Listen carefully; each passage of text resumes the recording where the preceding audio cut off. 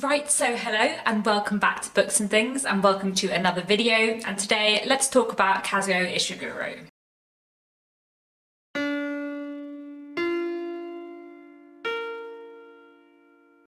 So, Kazuo Ishiguro is one of my absolute favourite authors, one of my favourite living authors, an author who I absolutely love. And I've recently finished reading his novel The Unconsoled, which is the last of his published works that I had to read, so I thought I would do an author spotlight on him.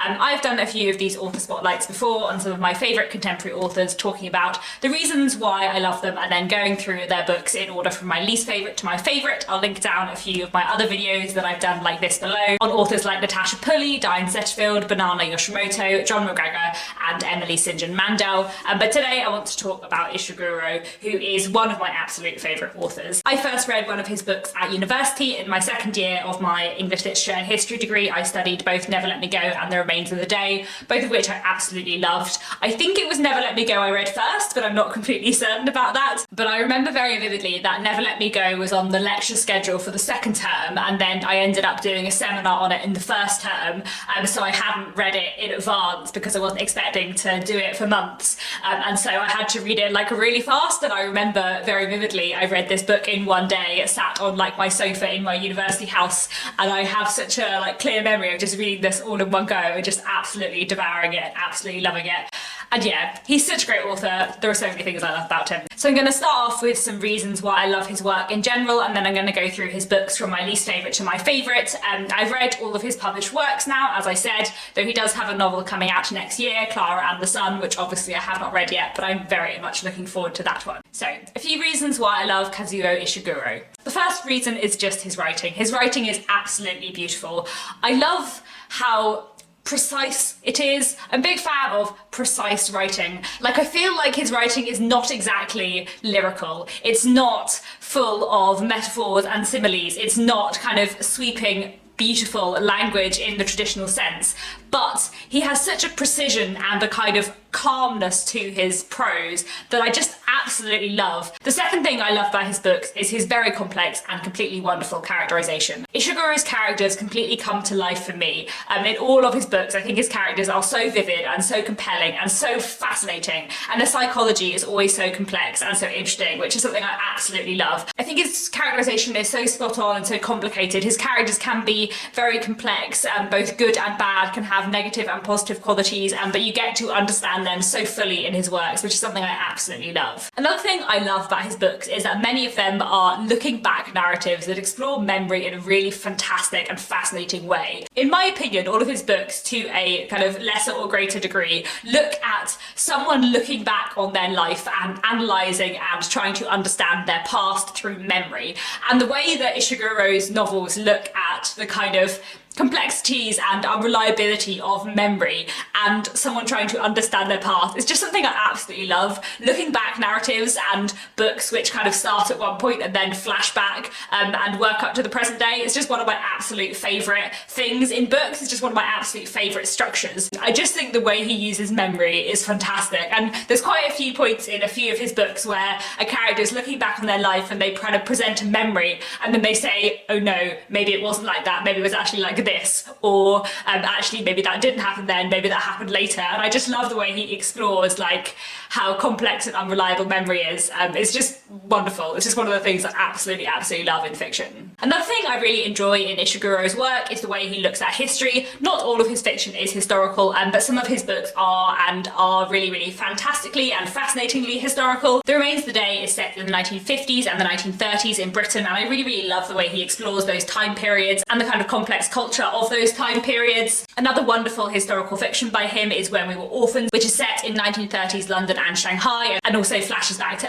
earlier in the 20th century. Again, I love the way that he explores this point in time. It's just fantastic and just absolutely fascinating. Or we have An Artist of the Floating World, which is set in Japan in 1948 and looks really interestingly at history, both in terms of examining that point in time in Japan, but also in terms of looking at how people in Japan after the Second World War were interpreting and reinterpreting the Second World War and how the war existed in sort of popular imagination and collective memory. So fascinating. The way he looks at history is just wonderful. Another theme that he deals with in a few of his novels, which I really enjoy, is music. I really love the way Ishiguro writes about music, and he's got some fantastic books which look at it in a really interesting way. The Unconsoled has as its main character a piano player, and there are a lot of characters in this book who play music or who are interested in music, who want to play music, and the way that music affects them and the way that music draws them together is really interesting. His short story collection Nocturnes, which I also love, also really interestingly looks at music, and kind of the thread that runs throughout these 5 stories and links them together is that of music. And then Never Let Me Go is another novel which really wonderfully looks at music. The title Never Let Me Go comes from this song that one of the main characters finds and really loves, called Never Let Me Go, and the way that song kind of runs as a thread throughout the novel is just wonderful. Another theme I really enjoy that goes through all of his books is what it means to be human, which sounds very vague and philosophical, but genuinely I think his books are a really fantastic exploration of and musing on what it means to be alive and to live and to be human, which is partly tied up with memory and kind of how you grow into the person that you are, but it's something that I definitely think a lot of his books, possibly Never Let Me Go more than the others, but all of them really look at in a really wonderful way what it means to be human, what it means to make a life. The final thing I wanted to mention that I do love about his books is the variety of them. His books are all really different, and although they have some themes in common, especially that theme of memory, which I think runs through all of his work, they also are very different in many ways. I'm about to tell you about all of them, so I will explain how they are different from each other. You will see what I mean. But you know, although all of his books are in one way literary fiction, some of his books also have things in common with fantasy or science fiction. Many of them are historical fiction, as I already mentioned. Some of them are set in Britain, some of them are set in Japan or China or parts of continental Europe. And I really enjoy the variety in his work. But also I do love how, although all of his books are very different, I also feel like there are certain things that tie them together. Yes, his writing style, but also that theme of memory, which I love so much. So yes, many reasons why I love Ishiguro's work. He is a fantastic novelist. So now let's go through Ishiguro's work from my least favourite of his books to my absolute favourite. I really enjoy all of these and have very positive things to say about all of them, but I will start with my least favourite and go to the top. My least favourite book by Ishiguro is definitely The Buried Giant. But I would like to reread this because I feel like if I reread it, I might have different opinions. This is his most recent novel from 2015. The Buried Giant is, in some ways, a sort of fantasy novel. It definitely has fantasy elements and kind of elements of folklore and myth in it. It follows a couple living in some kind of sort of Middle Ages, sort of Britain, and they and everyone around them have problems with memory where they can't remember things. So this couple think that they had a son, but they're not sure, they can't remember. And the book is kind of them trying to puzzle out their past and their son and try and work out what they do and don't remember. So I think there are 2 reasons why I didn't love The Buried Giant. One is that the majority of this is not in first person, it is in third person, and we're following 2 people and kind of moving between their perspectives rather than following one individual. And one of the things that I love so much about all the rest of his books is that first person narration, that first person perspective on the world, and that exploration of individual memory. And I think the way he explores collective memory in this is really fascinating, but I didn't find that it like got me as much as his other books do. But then the other reason why I think I didn't love it as much is that it is quite a strange book. Because these people don't remember a lot of things, it can be quite confusing and hard to follow and hard to read. And also, like I said, the majority of it is in third person, but there are a few small sections which are in first person from the perspective of another character, and I felt they didn't really fit so much with it. However, I would really like to reread this because I think I would get more out of this now. This was the 3rd book of his that I read after having read Never Let Me Go and The Remains of the Day, and I don't think I loved him as much as an author as I do now. I think if I read it now, loving him as a writer more and trusting him as a writer more, I would get more out of it. Like, I recently read The Unconsoled, which I'll talk about later. The Unconsoled is a really bizarre book, but I loved it because I just went with it, and I don't think I knew Ishiguro's work well enough at this point to just go with it. And maybe if I reread this now, I would get more out of it. So I think at some point I might reread this, but anyway. At number 7, I have A Pale View of Hills. This is Ishiguro's first novel from 1982, and I really enjoyed this one. I just don't love it quite as much as his other books. This novel is set predominantly in post-war Japan. We're following a woman who's living in England and looking back on her life and her time in Japan after the war. And she's mostly looking back on her very complicated friendship with a woman who she knew at this point in time. And it's a book about Japan in this particular point in time, and it's a book about friendship and family and mother-daughter relationships, and it's also very much a book about memory and reinterpreting your past. I really enjoyed it while I was reading it, and then I got to the end, and the ending surprised me and made me love it more, but also made me really intrigued and slightly confused by it. So it's possibly another one that I need to reread. I think it's a really, really interesting novel, but it's definitely one that I feel like I need to read it again and to get even more out of it because it's so, so interesting. At number 6, I have An Artist of the Floating World. This is his novel from 1986, and it's another really interesting read. This is also set in post-war Japan, and we're following a man who is an artist who is kind of living his life, but also looking back on his experiences during the Second World War, and especially looking at his role creating propaganda and art to do with the Second World War. And it's about him musing on how sort of Japan collectively and him specifically are interpreting and reinterpreting the Second World War. It's a really wonderful novel, beautifully written as all his works are, with a really interesting exploration of this particular point in time. At number 9, I have Nocturnes, 5 Stories of Music and Nightfall. This is a short story collection by Ishiguro from 2009. This I found really hard to rank because it's a short story collection and some of the stories I love more than others, as always happens. I'm holding up a CD here rather than a book because I listened to this on audiobook, and it's one that I would really recommend listening to on audiobook actually, because music is such an important part of this book. It's quite interesting to listen to it and kind of get the musicality of so much of the book. And also each story in the audiobook is read by a different narrator, which really works. So Nocturnes consists of 5 short stories. They are all kind of connected by the theme of music and by various different pieces of music, and also 2 of the stories have a character who crosses over between them. There is one short story in this, Come Rain or Come Shine, which I absolutely adore and which is my favourite one in the collection by quite a long way. I really enjoy the other stories as well, but that one in particular, which is about 2 old friends meeting and kind of reconnecting sort of over music, I just absolutely love. It's just so, so beautiful. I love the way this book explores music, especially, like I said, really, really enjoy music in books, and yeah, it's just such a beautiful short story collection. I highly, highly recommend it. At number 4, I have The Unconsoled from 1995. As I mentioned at the beginning of this video, I have just finished this and I absolutely loved it. It's so good. It's so bizarre. Do not start here. If you want to pick up your first Ishiguro novel, do not start with this one because it is an odd one. But I just loved it. This book follows a man called Ryder. He is a piano player. He is a very accomplished musician. At the beginning of the book, he arrives in a place that may be a town or a city, which is somewhere in Europe, but we're not really sure where, and he isn't really sure where, and he is due to give a performance at some point, and he's supposed to be doing lots of other things in this town, like visiting people and going to events and meeting people and doing interviews, but he doesn't really know what he's supposed to be doing there. And as he goes around this town preparing for his performance and meeting everyone there, the town seems full of people from his past, and also everything has like a dream logic, so that he'll be in one place and then he'll be like, oh, and I suddenly remembered that actually this was the same building as this other place I needed to go to, when it wouldn't make any sense for it to be the same building.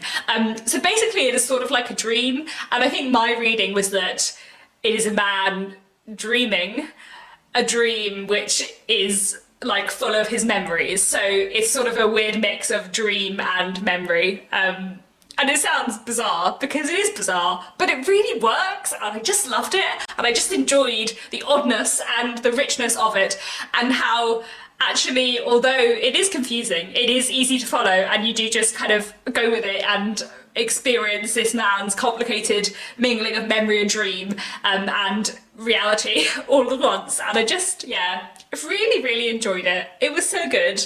Bizarre, but so good. At number 3, I have When We Were Orphans from 2000. I love this book a lot. I think it's really, really wonderful, and I think it is probably the 3rd most accessible of Ishiguro's works.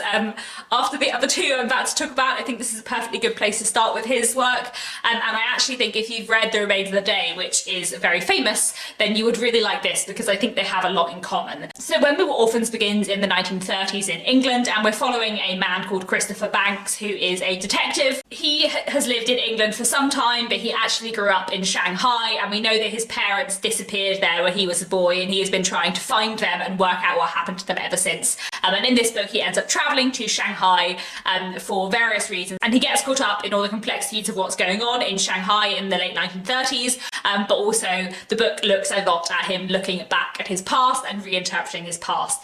Historically, this book is fascinating, and it's also really looks at memory. As I mentioned, one of the things I love about his book so much, and I think there's a lot about its structure and the way that Christopher reinterprets and interprets his past, which is very similar to The Remains of the Day, which is why I think if you like The Remains of the Day, you would really like this. It is such a great book, so fascinating, and just one I absolutely love. And especially the kind of historical elements and the exploration of life in Shanghai at that time is really wonderful. My second favourite of Ishiguro's books is Never Let Me Go from 2005. I love this book so much. Like I said, I studied this at university, I've read it twice, and it just has such a hold on my heart. This book tells the story of a woman called Kathy who is looking back on her life, and specifically on her childhood growing up in a school called Hailsham, and her experiences there with her friends Ruth and Tommy.